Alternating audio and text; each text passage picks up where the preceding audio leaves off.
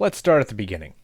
Again, welcome to Strong for Life Live. This is Coach Josh Wood down here in Hobart, Tasmania. It is the 8th of August, and we just lost power.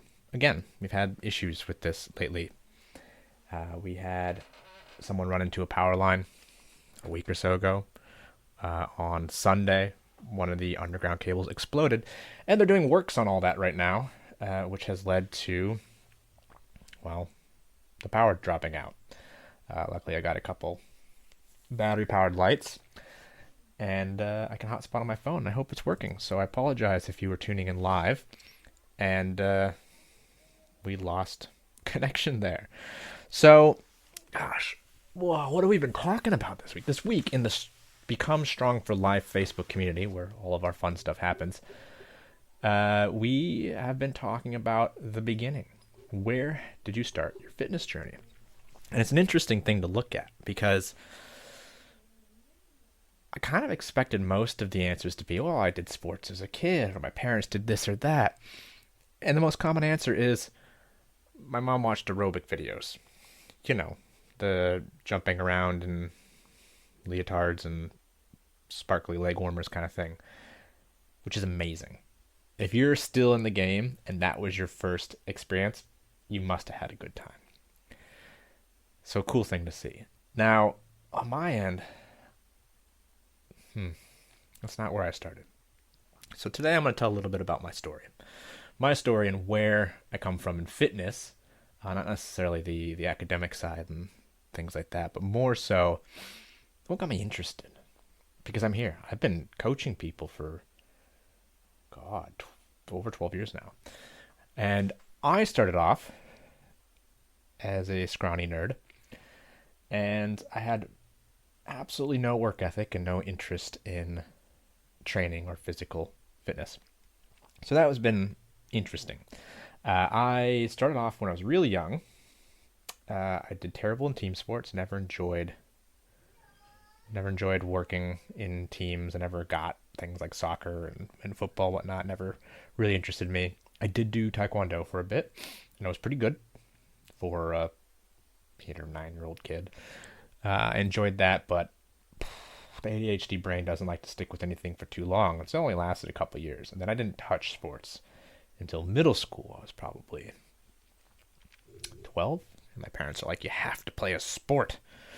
I'm like, I don't want to. So I ended up I did indoor volleyball, and I did, what was the other one? Indoor volleyball, and I did basketball.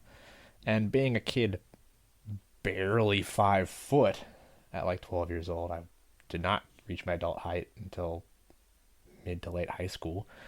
It was a terrible sport for me. I was terrible at it. I never really got to play. And through one season, I had a total of 2 baskets made, but 0 points. Because I made one into our net and another into the other team's net. So I wasn't really good at that. Never enjoyed it. So I got out of it. But I was heavily involved with skateboarding. And that's something I did for many years, up through first, second year of high school. And I loved that. It was free form. It comes with a gang, bunch of other boys to hang out with and cause trouble. That was great. But ultimately, I was never into health, fitness, athleticism. I wasn't raised around that. I was raised around home cooking, but home cooking in the Midwest, when I was growing up in Nebraska, that's casseroles and mayonnaise salads. Tasty stuff, but I was also very picky. And one of my main jobs in high school was IT. I worked at a computer shop. And in that computer shop, I did a lot of hardware repairs and a lot of cleaning out shit. Viruses and updating software and all this stuff. And so I was sitting there one day in the computer shop, and I'm like, I'm terrified about the idea of physical altercation. I don't feel capable of doing anything. I was probably, 5'7" at the time, 16 years old, and like 120 pounds, 50 something kilos, 52 to 55 kilos on a good day. Scrawny nerd. I skateboarded a bit, but that's just not really the same thing. And one day I was like, I need to do something. I need to learn how to fight.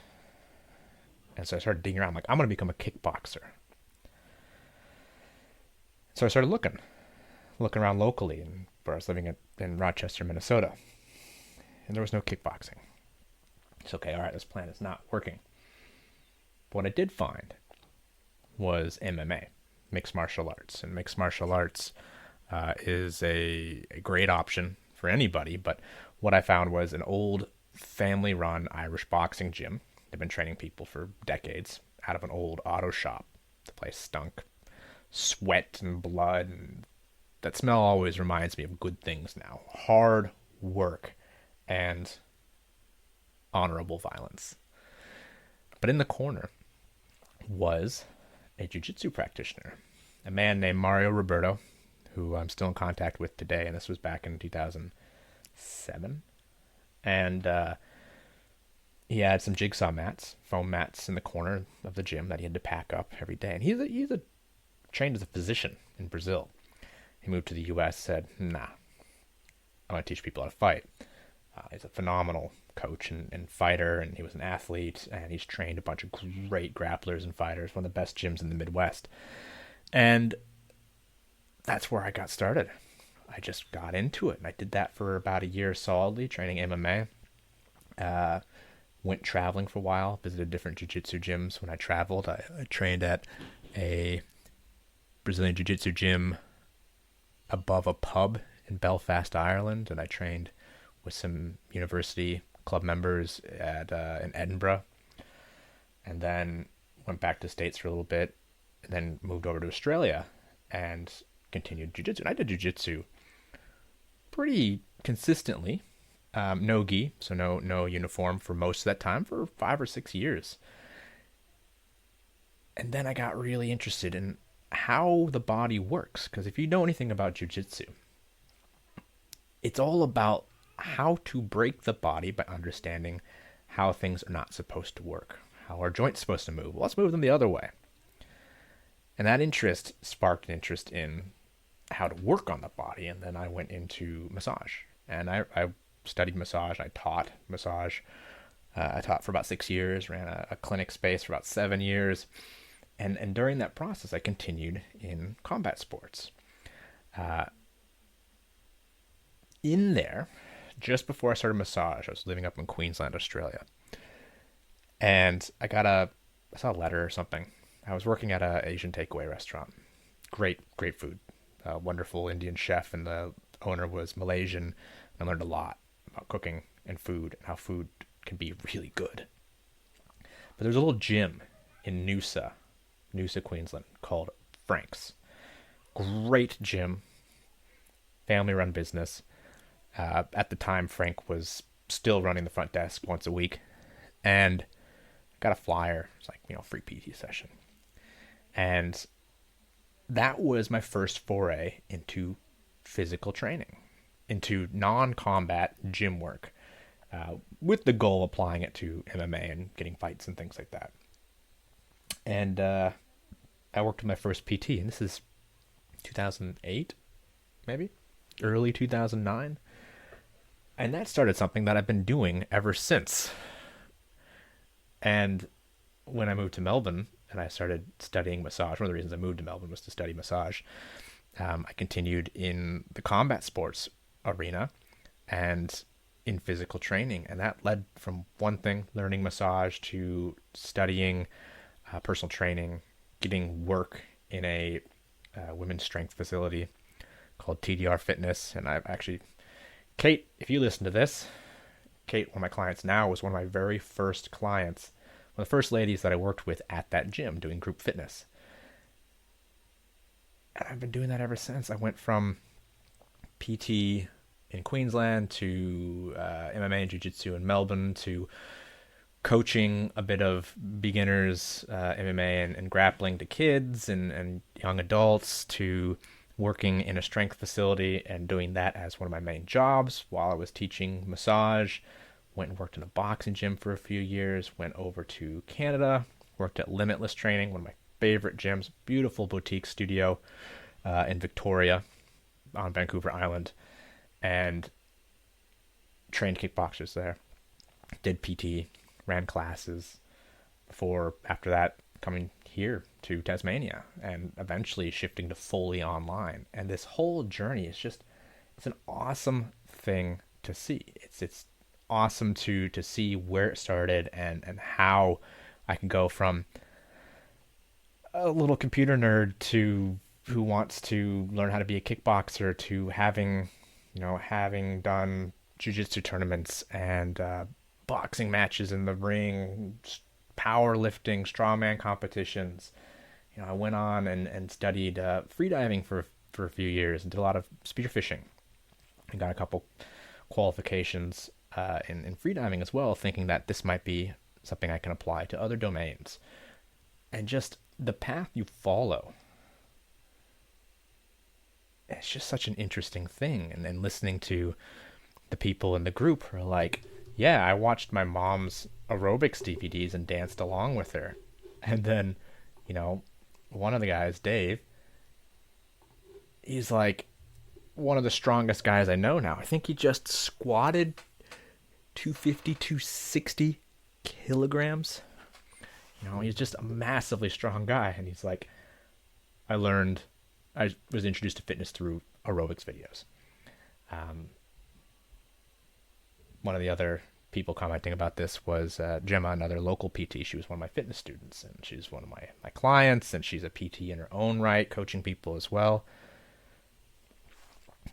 Aerobics videos. Like, what a funny thing to come from watching something as, I hate to say it, sorry folks, goofy as 80s and 90s aerobic videos to coaching people with a scientific background and understanding how to elicit training adaptations or becoming a massively strong individual, lifting huge weights and stones and things like that.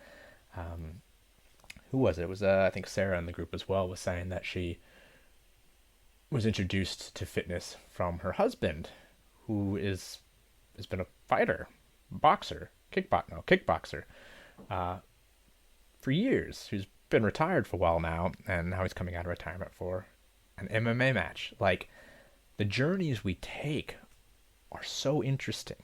And one of the most, to me anyway, one of the most interesting things about this is not just your journey, but the journeys that you kick off in the process.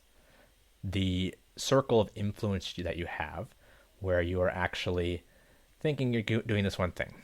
I know for a fact, Big Strong Dave, lifting massive stones, swinging maces, like, he's influenced so many people, given people so much inspiration, like, because he's particularly very welcoming.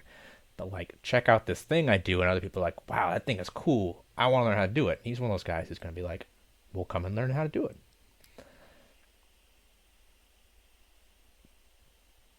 You started in one place. You're in a different place now. You have started someone else on that journey just by doing your journey. I can guarantee you, someone has seen you doing your work and has gone, well, I want to do that now. And they're on a completely different journey in a completely different place because you took your journey. That's the most interesting thing to me, is how we get this fractaling of starting journeys that create other journeys that start other journeys, and it all expands out from there. So if there's something in life where you're like, I really want to do this thing, it sounds really interesting, go do it. Because the more people doing a thing inspires more people doing a thing, and whether or not that thing is fitness or music or a hobby or art, this is how culture is made. This is how good things spread. So that's what I want to see. If you're sitting out there and you're like, I wish I could do this thing, I wish I looked a certain way, you're not going to get there until you start. Find someone who's done it Ask them questions. See if they can give you a kickoff. Because you starting on that journey will also help someone else who is sitting on the fence going, it looks fun, it looks cool, but I don't know. I don't know if it's something I can do. I don't know if I'll be good at it. But you sitting there or standing there, getting up and going for a run and saying, this is what I do now, is going to get someone else moving in the same direction. So really just an interesting way to look at how time is passing and all the things that we've done, all the things that we will do. So it's a little bit of a contemplative episode today. I hope the video quality is not too terrible because I'm trying to hotspot this off my phone. Yeah, my battery's dying. So anyway, I do want to shout out two clients today. I think I've forgotten to a few times. I want to shout out to Dylan Bain, who runs his own Fiscally Savage podcast. He's an accountant who does a lot of great work helping people overcome financial hurdles. He's a financial coach. And Richard, one of my clients as well, they have both been just dominating their weight loss. I mean, we're talking, in 3 months, losing 20 to 30 pounds each. And that's massive. That's massive because anybody in a weight loss situation has been in that situation for a very long time. And to see years of accumulated fat falling off in weeks and months is empowering and wonderful to see. So shout out to Richard and Dylan for all their hard work and accomplishments. Let's keep this conversation going. I'm really curious how you got interested in fitness. If you haven't started looking after your health and fitness, why? Why have you not started? Why do you not care about your longevity and your capacity for getting more out of life? Because your health is your wealth. So I want to hear about that. Tell me about it. Shoot me a message. Send me an email. Whatever you like to do. Anyway, thanks for tuning in, folks. Once again, Coach Josh Wood down here in Hobart, Tasmania. Enjoy your week.